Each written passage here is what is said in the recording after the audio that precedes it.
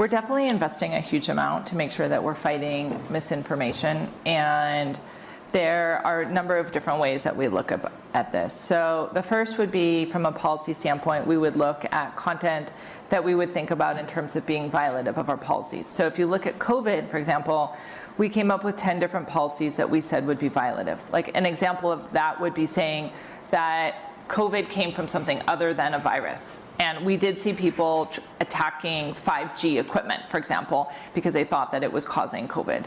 And so that would just be an example of a policy that we would remove. So we do remove content based on those policies. We actually publish that in a transparency report.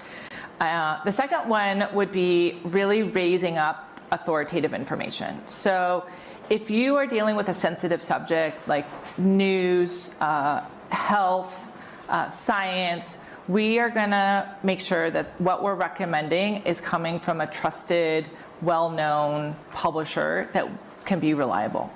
And if you think about how Google works, it's very similar. Like if you type in cancer or you type in COVID, what you're going to get are going to be names that you recognize. They're not going to be someone that just published a web page yesterday.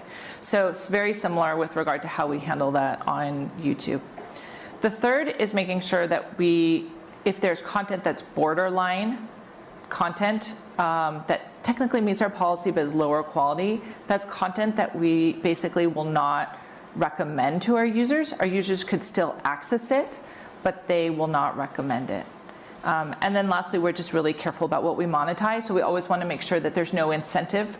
So for example, with regard to climate change, we don't monetize any kind of climate change material. So there's no incentive for you to keep publishing that material that is propagating something that is generally understood as not accurate information.